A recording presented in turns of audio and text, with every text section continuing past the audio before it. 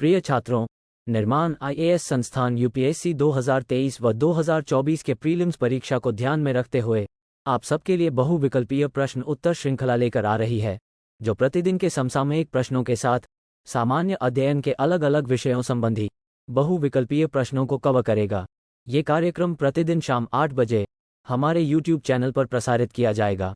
आप अपने अनुभव और सुझाव हमें कमेंट बॉक्स के माध्यम से भेज सकते हैं। नमस्कार, निर्माण आईएएस की इस एमसीक्यू सीरीज में आप सभी का स्वागत है। मैं विश्वजीत तिवारी आप लोगों को इस एमसीक्यू सीरीज के माध्यम से पिछले एक साल का करंट अफेयर, उसके साथ साथ इंडिया और वर्ल्ड की मैपिंग और इलिमिनेशन टेक्निक भी बताता हूं। तो इस सीरीज से जुड़ करके आप अपने आप को 2023 के प्रीलिम्स के लिए पूर्ण रूप से तैयार कर सकते हैं। मेरा ये दावा है कि अगर आप लोग लगातार इस सीरीज को फॉलो कर रहे हैं तो आप बाकियों की तुलना में 8 से 10 क्वेश्चन अधिक सॉल्व जरूर कर लेंगे, क्योंकि मैं आप लोगों को खुद के एक्सपीरियंस से, क्योंकि बार बार मैंने प्रीलिम्स पास किया है, तो मुझे पता है कि प्रीलिम्स में सिर्फ नॉलेज सफिशिएंट नहीं होता है, बल्कि उसके लिए आपको एक बेहतर इलिमिनेशन टेक्निक, जिसे एडुकेटिव गेस कहा जाता है, वो आपको जरूर आनी चाहिए। तो आइए क्वेश्चन आंसर के माध्यम से उसी टेक्निक को समझने का प्रयास करते हैं, साथ ही अपने पिछले एक साल का करंट अफेयर भी तैयार करते हैं।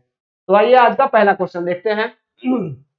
देखिए, पहला क्वेश्चन है, निम्नलिखित में से कौन सा सबसे अच्छा के आकार की पुनर्प्राप्ति। हम जब कोरोना टाइम में हमारी इकोनॉमी में बहुत सारी समस्याएं आई थी, तो उस टाइम में अलग अलग अर्थशास्त्रियों ने यह अनुमान लगाया था कि भारत की अर्थव्यवस्था, किसी ने कहा था कि भारत की अर्थव्यवस्था वी शेप रिकवरी करेगी, किसी ने कहा था कि भारत की अर्थव्यवस्था के शेप की रिकवरी करेगी। अब इसी वी शेप और के शेप के बारे में ये प्रश्न है। बेसिकली ये प्रश्न के शेप रिकवरी के बारे में है। तो कह रहा है कि के शेप रिकवरी के संदर्भ में कौन सी घटना इसकी व्याख्या करता है।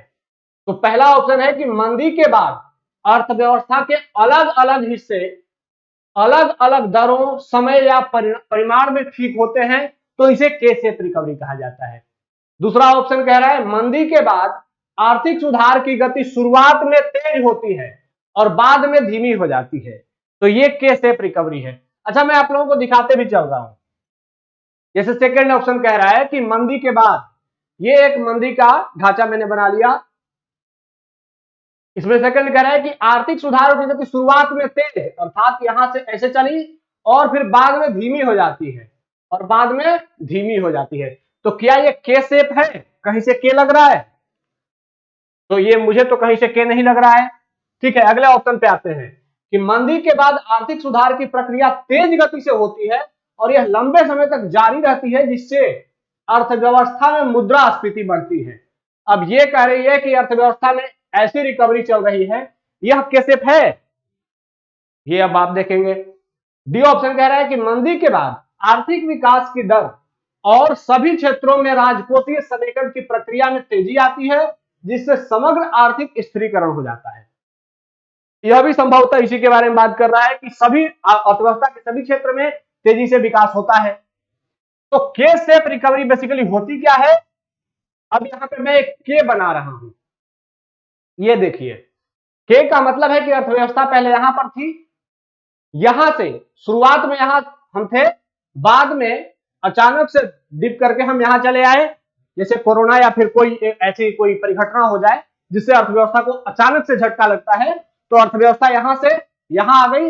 अब यहां से कुछ भाग अर्थव्यवस्था का ऊपर की ओर उठ गया, लेकिन कुछ भाग नीचे की ओर कंटिन्यू रहा, अर्थात कुछ सेक्टर अर्थव्यवस्था के ऐसे रहे जो रिकवर नहीं हो सके। जैसे कोरोना के बाद में जो छोटे मजदूर थे या जो रेहड़ी पटरी पे काम करने वाले लोग थे, उनके लिए रिकवरी बहुत ही कठिन रही है, जबकि सर्विस सेक्टर में जो लोग काम करते थे वो तत्काल रिकवर कर गए। तो जो गरीब थे उनके लिए रिकवरी मुश्किल रही, और जो सर्विस सेक्टर में या फिर इंडस्ट्री सेक्टर में काम करते थे उनके लिए रिकवरी आसान रही। तो उन्हीं को कहा गया, इसी स्थिति को कहा गया के शेप रिकवरी, अर्थात अर्थव्यवस्था के कुछ क्षेत्र तेजी से आगे बढ़े और कुछ क्षेत्र उस तेजी से आगे नहीं बढ़ सके। तो ऐसे में स्टेटमेंट 1 क्या कह रहा है कि मंदी के बाद अर्थव्यवस्था के अलग अलग हिस्से अलग अलग दरों, अलग अलग समय या परिमाण में ठीक होते हैं, तो उसे के शेप रिकवरी कहा जाता है।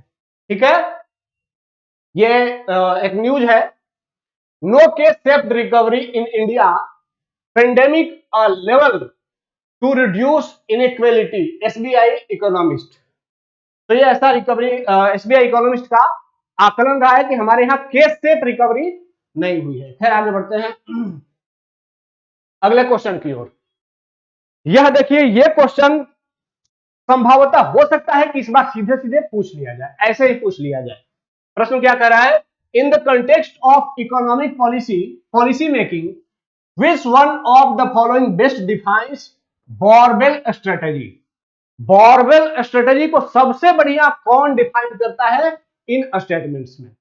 तो सबसे पहले आपको जानना होगा कि भाई बॉरवेल स्ट्रेटेजी होती क्या है। ठीक है, तो आइए देखते हैं बॉरवेल स्ट्रेटेजी क्या होता है। यहां देखिए, यह वित्तीय बाजार में इस्तेमाल की जाने वाली एक सामान्य रणनीति है। इसमें होता क्या है कि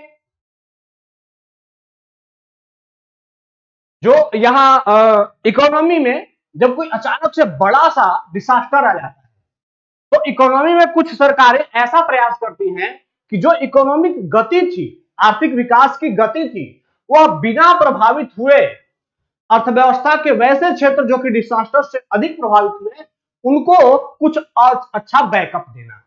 जैसे कि इकोनॉमी हमारे यहां जब कोरोना आया तो कोरोना के बाद सबसे अधिक सर्विस सेक्टर प्रभावित हुआ।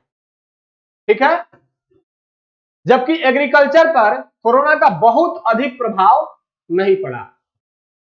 तो ऐसे में बॉरवेल स्ट्रेटेजी कहती है कि आप अपने एग्रीकल्चर को जो पहले से अच्छा कर रहा है उसको जितना आप सपोर्ट देते थे उतना देना जारी रखो, लेकिन सर्विस सेक्टर के लिए कुछ अलग से सपोर्ट करने का प्रोविजन जरूर करो, ताकि सर्विस सेक्टर जो कि सबसे अधिक डिप हो रहा है, सबसे अधिक खराब स्थिति में जा रहा है, वह रिकवर कर जाए। लेकिन यह ध्यान रखना है कि जो अच्छा कर रहा है उसको छोड़ नहीं देना है, उसको भी जितना पहले मिलता था उतना मिलना जारी रखेगा और उसके बाद जो नया जो सेक्टर डूब रहा है उसको बचाने का प्रयास किया जाए। तो इस स्ट्रेटेजी को कहा जाता है बॉरवेल स्ट्रेटेजी। ठीक है, तो चूंकि कोरोना के बाद से जो इकोनॉमिक रिकवरी का दौर चल रहा है, इस दौर में यह स्ट्रेटेजी दुनिया भर के देशों ने अपनाने का प्रयास किया है, इसीलिए इस स्ट्रेटेजी को जानना बहुत जरूरी है। तो यह स्ट्रेटेजी आपके लिए क्वेश्चन का एक ऑप्शन बन सकता है, तो इसको आप लोग ध्यान रखेंगे। इसको पढ़िए, क्या कहता है, वर्तमान आर्थिक विकास का अधिक त्याग किए बिना राष्ट्र की आबादी को सुरक्षा जाल प्रदान करके अत्यधिक अनिश्चितताओं में निपटने के लिए एक योजना बनाई। अर्थात वर्तमान आर्थिक विकास को अधिक त्याग किए बिना, अर्थात वर्तमान जो इकोनॉमिक डेवलपमेंट चल रहा है उसको चलते रहने देना है, उसको छोड़ नहीं देना है। तो आइए अब अगले क्वेश्चन की ओर चलते हैं। अगला क्वेश्चन है, हाल ही में समाचारों में दिखा ट्यूसिडाइड्स ट्रैप किससे संबंधित है? दरअसल ये एक न्यूज थी जो कि पिछले साल खूब चर्चा में रही थी, अभी भी चर्चा में रहती है, बीच बीच में आती है, the US China and the Thucydides trap. कहता है कि western political leaders have shown themselves to be incompetent and self observed but they are not suicidal. ये एक लाइन है। अब ये होता क्या है, ऑप्शन दिए गए हैं कि हाल ही में खोजा गया एक उपकरण है जो प्राचीन लोगों द्वारा शिकार के लिए उपयोग में लिया जाता था। दूसरा है यह शीतोष्ण समशीतोष्ण क्षेत्रों में पर्यावरण की बिगड़ती स्थिति को प्रतिनिधित्व करता है। तीसरा ऑप्शन कह रहा है निम्न रोजगार दर वाली आर्थिक स्थिति, और चौथा कहता है दो देशों के बीच सत्ता का संघर्ष। मेरी एक सलाह रहेगी या पर्सनल सलाह है कि अगर ऐसे सीधे वन लाइनर प्रश्न पूछ लिए जाए तो आपने अगर 70-75 से प्लस क्वेश्चन अटेम्प्ट कर लिए हैं, 80 प्लस अटेम्प्ट कर लिया है, तो फिर कोशिश करिएगा कि ऐसे प्रश्नों को टच मत करिएगा। ठीक है, क्योंकि ऐसे प्रश्नों में अधिकांश गलत होने की संभावना होती है। लेकिन ऐसे टर्म्स अगर, चूंकि ये टर्म चूंकि पिछले साल चर्चा में रहे हैं और खूब चर्चा में रहे हैं, तो ऐसे टर्म्स को जरूर याद कर लें कि अगर सीधे सीधे आपको पता हो तब तो वो आपके लिए एक बोनस बन जाएगा। ठीक है, तो यहां पर थ्यूसिडाइड्स ट्रैप का मतलब था कि जैसे चाइना और अमेरिका में एक कोल्ड वार की स्थिति सी बनी हुई है, तो जब एक क्षेत्रीय पावर एक वैश्विक शक्ति को कमजोर करने की चुनौती देता है, धमकी देता है और उसको अपने जाल में फंसाने का प्रयास करता है, तो उस स्थिति को कहा जाता है थ्यूसिडाइड्स ट्रैप। इसीलिए ये यूएस और चाइना के संदर्भ में है कि यूएस बहुत बड़ी सुपर पावर है, लेकिन चाइना क्या है, चाइना अमेरिका के जितने भी बॉन्ड्स अमेरिका इंटरनेशनल मार्केट में रिलीज करता है, चाइना उनमें से अधिकांश बॉन्ड को अपने पास खरीद लेता है। और इस तरीके से चाइना अब इतना सारा बॉन्ड्स खरीद चुका है कि अगर वो बॉन्ड्स को एक साथ रिलीज कर दे तो अमेरिकी इकोनॉमी डगमगा सकती है। तो इसीलिए चाइना ऐसी स्ट्रेटेजी अपनाता है कि वह अमेरिका को कंट्रोल कर सके, अर्थात एक क्षेत्रीय शक्ति जो कि एशियाई शक्ति थी, वह अब वर्ल्ड पावर अमेरिका को काउंटर करने का प्रयास कर रही है। तो इस स्थिति को कहा जाता है, इस परिघटना को कहा जाता है थ्यूसिडाइड्स ट्रैप, ट्रैप में फंसा लिया। ठीक है, तो ये ऑप्शन नंबर डी है कि दो देशों के बीच सत्ता का संघर्ष होता है, जिसमें एक रीजनल पावर एक वर्ल्ड पावर को काउंटर करने का प्रयास करती है। ठीक है, हालांकि चाइना अब कोई रीजनल पावर नहीं है, चाइना वर्ल्ड पावर है। यहां देखिए ये प्रश्न, ऐसे प्रश्न बार बार आपसे मिलते हुए रहेंगे, आंखों के सामने आते रहेंगे, और ऐसे प्रश्न ही आपको बेसिकली पास कराते हैं एग्जाम। तो क्या कह रहा है प्रश्न कि वन्य जीव संरक्षण संशोधन विधेयक 2021 के संदर्भ में निम्नलिखित कथनों पर विचार कीजिए। वन्य जीव संरक्षण संशोधन विधेयक, पहला ऑप्शन कह रहे हैं यह विधेयक का उद्देश्य 1972 में बनाए गए वन्य जीव संरक्षण अधिनियम में संशोधन कर इसे convention on international trade endangered species of wild fauna and flora, short में साइट्स, CITES, साइट्स के उपयुक्त बनाने का प्रयास करना है। पहला स्टेटमेंट कह रहा है कि हमारे पास ऑलरेडी एक वन्य जीव संरक्षण अधिनियम है, कब का, 1972 का। इसमें परिवर्तन करके, संशोधन करके इसको साइट्स के प्रावधानों के अनुरूप तैयार करना है, इसीलिए जो नया संशोधन लाया गया है इससे जुड़ा हुआ है। सेकेंड ऑप्शन कह रहा है कि साइट्स एक बहुपक्षीय संधि है जिसमें वन्य जीवों के व्यापार करने को अनुमति देने और लुप्त प्राय प्रजातियों के व्यापार के उद्देश्य से तैयार किया गया है। अब यहां पर आपके सामने ऑप्शंस हैं कि कौन सा सही है। देखिए, अगर एक समझदार स्टूडेंट्स हो जो चीजों को समझता है, तो उसे यह पता है कि अगर कोई पुराने एक्ट में संशोधन लाया जाता है तो वह इसलिए लाया जाता है कि एक्ट को नई परिस्थितियों के अनुरूप एडजस्ट किया जा सके। साइट्स क्या है, international trade endangered species of wild fauna and flora, convention on international trade किसके लिए, इंडेंजर्ड स्पीसीज जो कि वाइल्ड फौना एंड फ्लोरा होते हैं, उनके इंटरनेशनल ट्रेड को रेगुलेट करने के लिए यह एक एग्रीमेंट है। ये क्या है, ये कन्वेंशन है। तो अब इससे ये वर्तमान में इंटरनेशनल ट्रेड से जो इंडेंजर्ड स्पीसीज हैं, आपदाग्रस्त संकटग्रस्त प्रजातियां हैं, उनकी सुरक्षा के लिए है, और हमारा एक वन्य जीव संरक्षण अधिनियम भी उन्हीं से जुड़ा हुआ है, आपदा और संकटग्रस्त प्रजातियों की सुरक्षा से।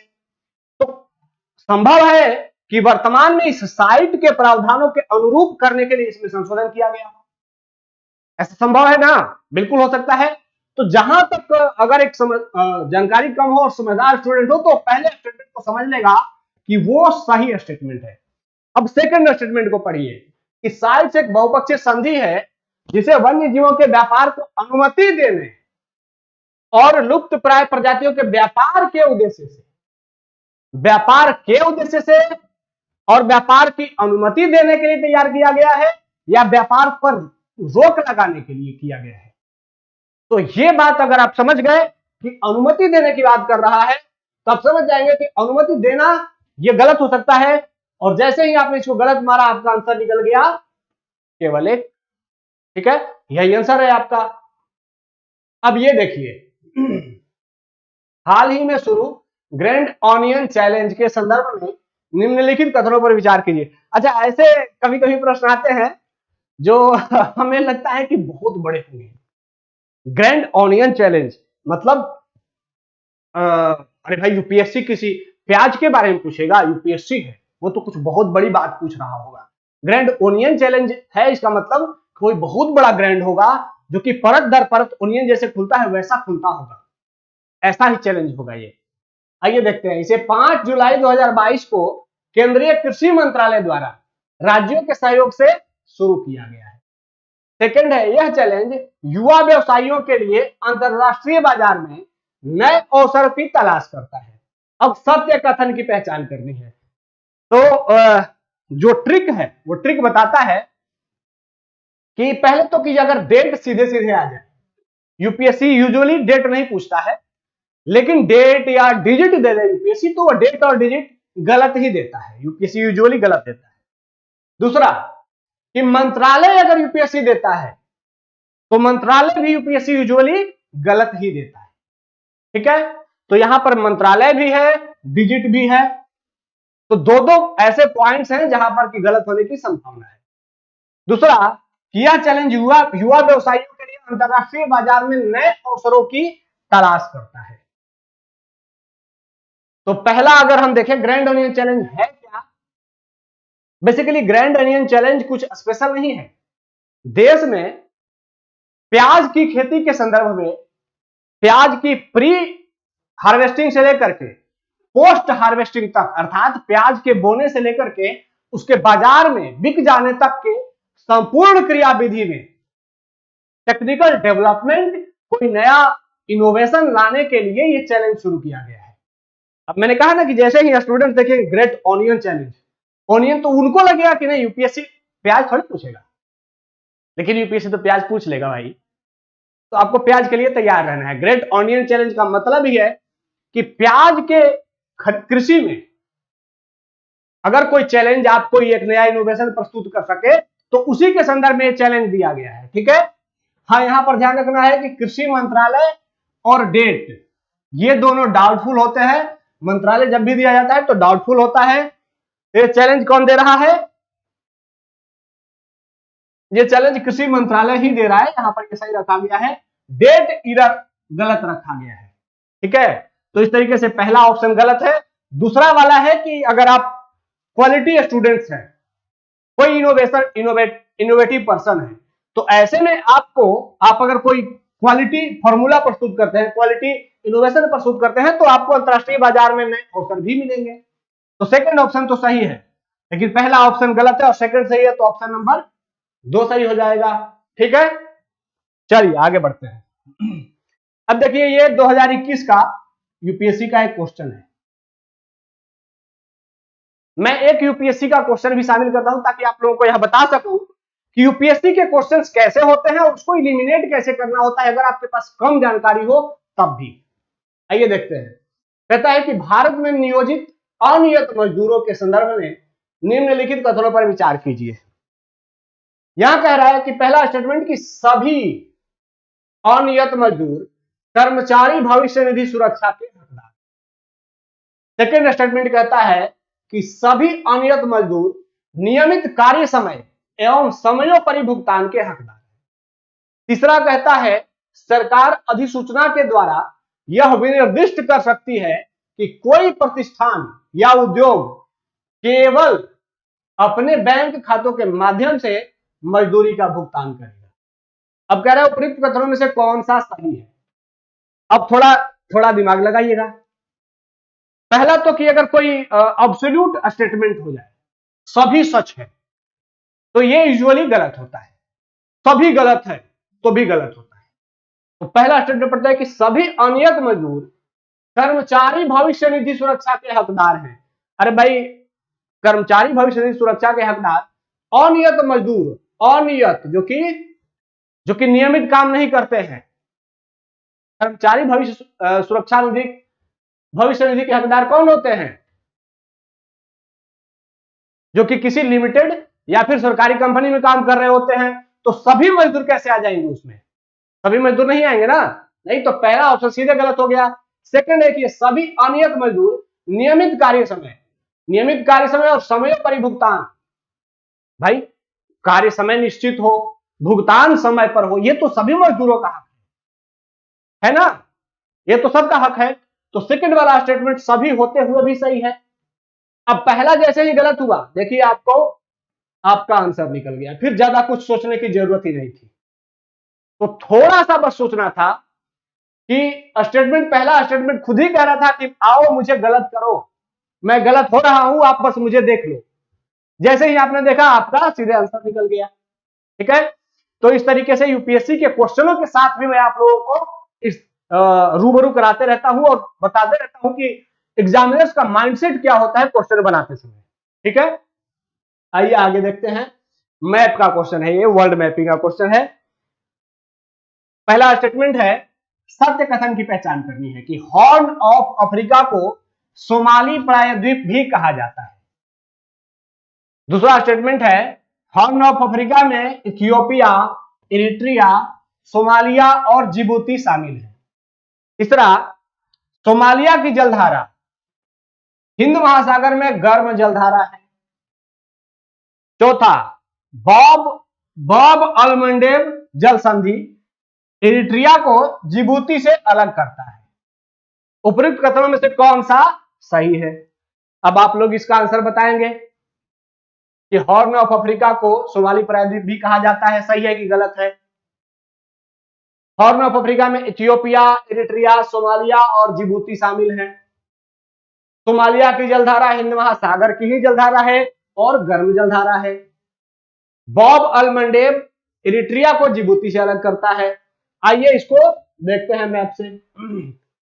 यहां देखिएगा, यह है हॉर्न ऑफ अफ्रीका। हॉर्न का मतलब होता है सिंह, सिंह निकला होता है जानवरों का, तो वो सिंह है, ये अफ्रीका का सिंह है। देख रहे हैं ना, यहां से ऐसे सिंह के जैसा निकला हुआ है, तो इसी को हॉर्न कहते हैं, हॉर्न ऑफ अफ्रीका। इसमें कौन कौन से देश शामिल होते हैं? तो पहला देश है इरिट्रिया, दूसरा देश है इथियोपिया, तीसरा देश है सोमालिया और चौथा देश है जिबूती। याद कर लीजिएगा कि हॉर्न ऑफ अफ्रीका में 4 देश शामिल हैं, कौन कौन? इरिट्रिया, इथियोपिया, जिबूती और सोमालिया। हॉर्न ऑफ अफ्रीका में 4 देश शामिल हैं, इरिट्रिया, इथियोपिया, जिबूती और सोमालिया। इन चारों को संयुक्त रूप से हॉर्न ऑफ अफ्रीका कहा जाता है।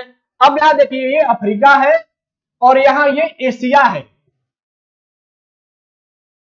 एशिया को अफ्रीका से जोड़ने वाली जो जल संधि है, यहां पर ये लाल सागर है और ये अदन की खाड़ी है, जो कि बाद में अरब सागर में खुलती है। तो लाल सागर को अदन की खाड़ी से जोड़ने वाली जो जल संधि है, उसको कहते हैं बाब अल मंडेब। और यही बाब अल मंडेब जल संधि एशिया को अफ्रीका से भी जोड़ती है या अलग करती है, जो समझिए आप। तो एशिया के किस देश को अब यहां पर ध्यान देना है? एशिया का देश कौन सा है?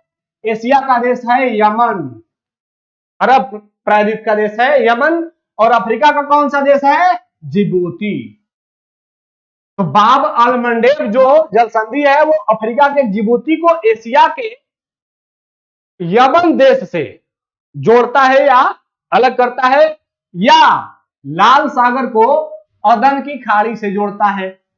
ठीक है, तो ये पूरा आपको याद हो जाना चाहिए कि हॉर्न ऑफ अफ्रीका में कौन है, बाब अल मंडेब कहां है, गल्फ ऑफ अदन कहां है, लाल सागर और अदन की खाड़ी को बाब अल मंडेब जोड़ता है, और अदन, गल्फ ऑफ अदन आगे कहां खुलता है। तो ये पूरा मैप आप लोगों को क्लियर हो गया, बहुत बढ़िया। तो आइए अब सामने इसको देखते हैं। हॉर्न ऑफ अफ्रीका को सोमाली प्रायद्वीप भी कहा जाता है, ये स्टेटमेंट सही है। हॉर्न ऑफ अफ्रीका को सोमाली पेनिनसुला भी कहा जाता है। दूसरा, इसमें इथियोपिया सही है, इरिट्रिया सही है, सोमालिया सही है और जिबूती सही है। तो इसका स्टेटमेंट 2 भी सही है। अब यहां है सोमालिया की जलधारा। आइए सोमालिया की जलधारा को समझते हैं। यहां देखिए, ये इंडियन ओशन करंट है और ये विषुवत-रेखीय जलधारा है, तो गर्म जलधारा है। यहां देखिए सोमालिया के पास, ये मेडागास्कर है, इसके पास यहां सोमालिया, ये सोमालिया देश है, यहां पर ये पूरा हॉर्न में, हॉर्न ऑफ अफ्रीका ये है। यहां पर ये देखिए एक जलधारा चल रही है ऐसे, और ये एक जलधारा चल रही है ऐसे। उधर से जो जलधारा आती है वह जलधारा कहलाती है मॉनसूनी जलधारा, और उसके विपरीत जो नीचे से ऊपर की ओर जाती है, देखिए इसका, यह जलधारा नीचे से ऊपर की ओर जाती है और अफ्रीका के क्षेत्र में टकरा रही है। और लेकिन यह ध्यान रखना है कि यह एक ठंडी जलधारा है, विषुवत रेखा के निकट जरूर चलती है, लेकिन यह एक ठंडी जलधारा है जो सोमालिया के तटों से टकराती है, इसीलिए इसको सोमालिया करंट भी कहा जाता है। ठीक है, तो सोमालिया करंट कैसी जलधारा है? सोमालिया करंट एक ठंडी जलधारा है, गर्म जलधारा नहीं है, तो यह स्टेटमेंट गलत हो जाएगा। तीसरा, बॉब अलमंडेब इरिट्रिया को जिबूती से अलग करता है। हमने देखा था बॉब अलमंडेब किसको किससे अलग करता है, तो बॉब अलमंडेब एशिया में यमन को अफ्रीका के जिबूती से अलग करता है। यहां कह रहा है कि इरिट्रिया को जिबूती से अलग करता है, तो यह भी गलत हो गया। तो इस तरीके से 1 और 2 स्टेटमेंट नंबर 1 सही है, बाकी दोनों गलत हैं। अब आइए इंडिया की मैपिंग पे आते हैं। इंडिया की मैपिंग का ये क्वेश्चन है, आप लोगों को बहुत अच्छे से दिख रहा होगा। पहला स्टेटमेंट है भूटान सिक्किम, पश्चिम बंगाल, असम और अरुणाचल प्रदेश से सीमा साझा करता है। अब अगर आप लोगों को इंडिया की मैपिंग पता है तो पता होगा कि भूटान भारत के किन किन राज्यों से सीमा साझा करता है। दूसरा स्टेटमेंट है बांग्लादेश पश्चिम बंगाल, असम, मेघालय, त्रिपुरा और मिजोरम से सीमा साझा करता है। अब बांग्लादेश भारत के किन किन राज्यों से सीमा साझा करता है, आप लोग कमेंट में लगातार बताते भी जाएंगे। तीसरा, नेपाल, नेपाल उत्तराखंड, सिक्किम, पश्चिम बंगाल और बिहार से सीमा साझा करता है। अब कह रहा है उपयुक्त कथनों में से कौन सा सही है। अब आप लोग बताएंगे कि इन तीनों में से कौन सा सही है। आइए मैप देखते हैं। इधर देखिए, ये नेपाल है भारत के किन किन राज्यों से, तो इधर उत्तराखंड, उत्तर प्रदेश, बिहार, यहां देखिए इधर छोटा सा दार्जिलिंग का जो जिला है वेस्ट बंगाल का, वह भी नेपाल से सटा हुआ है, तो वेस्ट बंगाल और इधर सिक्किम। तो नेपाल भारत के कितने राज्यों से सटा हुआ है, 5 राज्यों, उत्तराखंड, उत्तर प्रदेश, बिहार, वेस्ट बंगाल और सिक्किम। इन 5 राज्यों से नेपाल सीमा साझा करता है। अब आते हैं भूटान से। भूटान से देखिए इधर सिक्किम, भूटान से दार्जिलिंग वाला जो इलाका है पश्चिम बंगाल का, वह भी भूटान से सटा हुआ है, तो पश्चिम बंगाल, सिक्किम। दूसरा इधर देखिए असम बीच में, और इधर अरुणाचल प्रदेश। तो भूटान भारत के 4 राज्यों से सीमा साझा करता है, सिक्किम, पश्चिम बंगाल, असम और अरुणाचल प्रदेश। अब आते हैं बांग्लादेश भारत के किन किन राज्यों से सीमा साझा करता है, तो पश्चिम से शुरू करते हैं, तो पश्चिम में पश्चिम बंगाल, उसके बाद उत्तर में आते हैं तो इधर देखिए मेघालय, फिर यहां पर थोड़े दूर के लिए असम, फिर उसके बाद यहां पर त्रिपुरा और फिर मिजोरम, और उसके बाद नीचे म्यांमार से सीमा साझा करता है।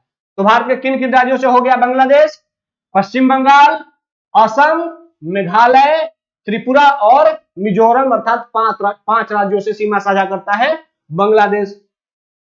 अब प्रश्न पे आते हैं, भूटान किन किन राज्यों से, तो सिक्किम सही है, पश्चिम बंगाल सही है, दार्जिलिंग का इलाका, असम सही है, अरुणाचल प्रदेश सही है। तो इस तरीके से पहला स्टेटमेंट सही हो गया।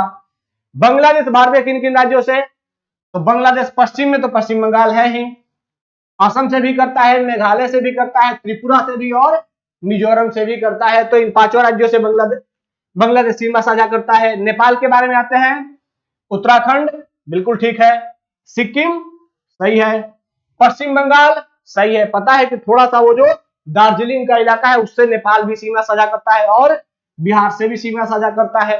तो इस तरीके से तीनों के तीनों स्टेटमेंट सही है, तो प्रयुक्त में से सभी सी आंसर हो जाएगा। ठीक है, इन मैप को आप लोग घर पे भी जरूर देखेंगे। ठीक है, तो आप लोगों के होमवर्क में आज का जो टास्क है वो है कि आज आपको हॉर्न ऑफ अफ्रीका और बाब अल मंडेब की जलसंधि, उसके आसपास के क्षेत्र और साथ ही बांग्लादेश, नेपाल और भूटान से सीमा साझा करने वाले भारत को जाकर के तैयार करना है। ठीक है, तो आज हमसे जुड़ने के लिए धन्यवाद। मिलते हैं फिर नेक्स्ट क्लास में। जय हिंद।